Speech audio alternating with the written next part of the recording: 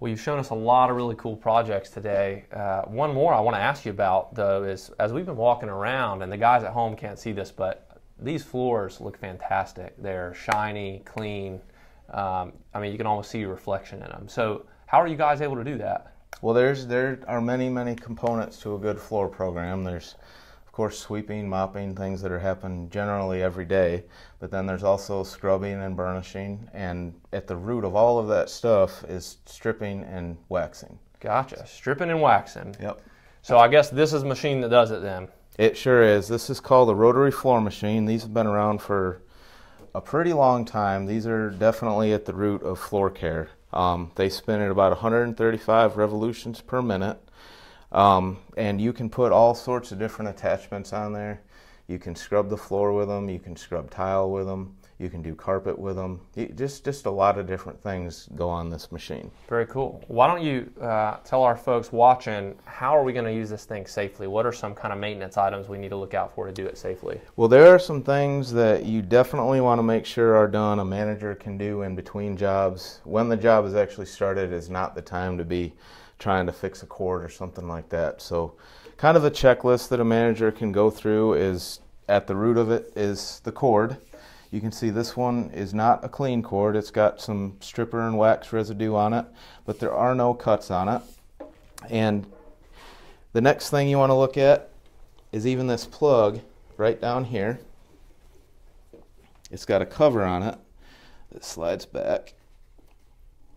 And you can see that this plug actually goes into this other piece. And if that comes unplugged like that, or if it's hanging out, that could be the same thing as having a cut or something like that in the cord. You're still talking about electricity mixing with water, which we all know can have some tragic results. Never good. And then also this bolt on here is a really important thing. You want to make sure that that is tight. A manager can come through with some channel locks or some type of a wrench and just make sure that that is tight, because if that's not tight, this is the lever that locks the handle up and down, and if that bolt or that nut is not tight on that bolt, you can turn this all day and the handle's still going to move, and that could result in loss of control for the user if they've got the handle down and all of a sudden it flies up or something like that. Okay, one more thing I noticed is I think that plug looks new, that replacement plug, but the cord looks old. So is that a new plug? That is a new plug. These have 3 prongs on them. You can see I'm pulling out by the actual plug itself and not the cord. But these 3 prongs are really important. That big one right here in the bottom, that's the ground plug, and a lot of times these will fall out. They fall out because people may try to get 35 feet out of a 30-foot cord, and they're just trying to get just a little bit further with that machine, and the pressure pulls that out away from the wall. Very good, very good. So to me, it looks a little complicated to run this thing. How do you steer it once it's going? Well, it's actually a lot easier than it seems. It does take some practice and some good adequate training. You lower the handle, and I like to put this somewhere down around my belt, and then you want to make sure this is tight all the way so it doesn't go up and down without you wanting it to go up and down. And then it's got a start switch right here that you lift up. You squeeze the trigger. I'm not going to do it because it's plugged in and it'll turn on. But then once it starts rolling, you just lift up and down to have it go left and right. And then of course walking is going to make it go forward and backwards. So up is left. Up or down is left and up is right. Okay. There's no shame in not knowing that off the top of your head. That's good, yeah. I want to make sure I was right. Very good. Okay, very cool. So before, I want to actually see you run this thing and show us how you would do this room, but before we do that, is there any kind of PPE that you would recommend wearing when you're doing something like this, or any equipment that we would need to get this job done? I am so glad you asked, because Halston, it seems like a lot of places that I go, stripping and waxing is such an important part of what we do here at the Bud Group that people kind of disregard the safety things. But stripper, whether it's mixed up or definitely straight out of the jug, can be absolutely corrosive. I've seen it eat through paper or styrofoam cups before. That's how strong this stuff is. So it's really important that we're protecting ourselves. Gotcha. Okay. Now this is kind of out of the ordinary, but you want to put on your gloves before you start working. Now usually when people are cleaning bathrooms, you want to take them off as you leave the bathroom so that you're not taking germs from the bathroom and taking them out. That's because you're trying to prevent the spread of germs. We're putting these on today simply to protect our hands. Okay. So everything that you do when you're mixing up your stripper and you're putting on your getting ready to go, basically, you want to have your gloves on, because you never know where there's going to be some old stripper. Maybe it's on an old shoe cover, maybe it's on a funnel. It's a good idea to have the gloves on. Sort of at the heart of our protection are shoe covers. These are the Shoes for Crews, used by the Bud Group. These do a really, really phenomenal job for just regular wet surfaces, if you're just mopping a floor or something like that. There have been some issues with stuff getting built up in these treads, and see that. Yeah, the treads are very, very close together, and you're going to be taking old finish off mixed with stripper, so it's going to turn into like a glue. And over time, it's just going to clog these treads up, and these aren't going to do any good. So it's really important to rinse them out at the end of your shift. Okay, so rinse them out if you want those things to be effective. Otherwise, it's like wearing ice skates. It is. That's exactly the way it is.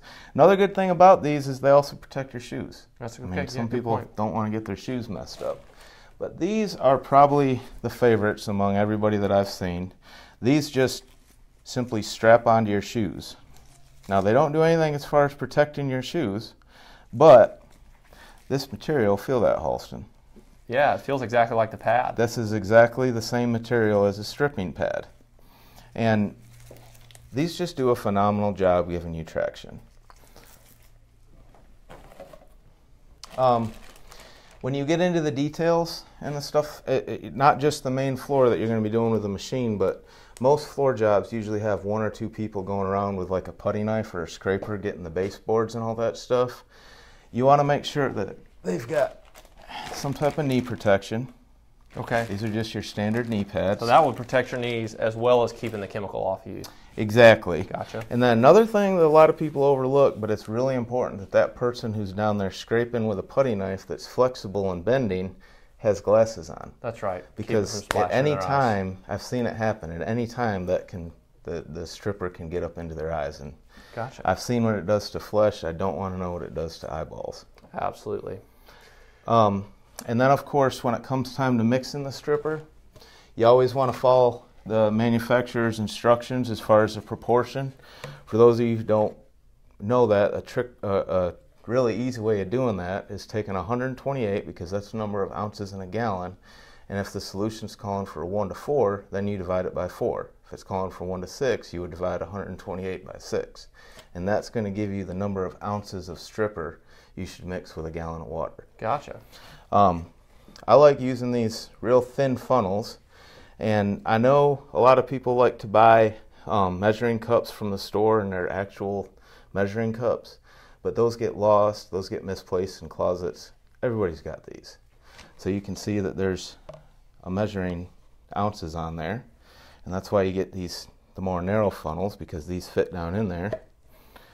And then stripper's going to come in a case, and you just empty it down in there, and you can measure it up. Always have goggles on. I was going to say, one thing I've seen as well is sometimes you drop it or it hits something, or just important anytime you're pouring chemicals, no matter what chemicals, make sure you're wearing goggles. Yes, and I mean, that's, people who have done floors for a while will tell you that that stripper is no joke. I've gotten it under fingernails, and it hurts. Gotcha. And it just keeps on eating away at whatever it's touching.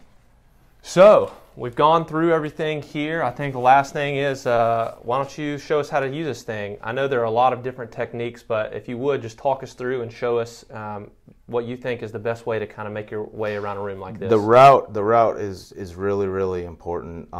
We're not going to strip this floor today, so I just have a polishing pad on here, but I'll do the same exact route that I would do if it were soaking in stripper and I was taking the wax off. All right, take it away. All right.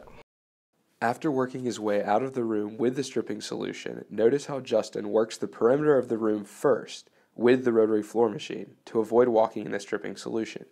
This gives him a safe walking surface around the room. Then he's able to strip the middle of the room in a back and forth manner, again to avoid stepping in the solution. Pro safety tip number 2. First, look at the machine. Ensure the cord has no nicks or cuts, is fully intact, and is properly plugged in. Look at the plug and the outlet and make sure they're safe for use. When stripping a floor, make sure you're using the proper technique. Hold the handlebars firmly with both hands and at waist level. Move slowly and ensure the cord is out of the way of the machine. Use the right PPE. Gloves, shoe covers, knee pads, and eye protection are all necessary throughout this process. Finally, start on the perimeter and work your way in. This way, we'll avoid stepping on any wet surfaces.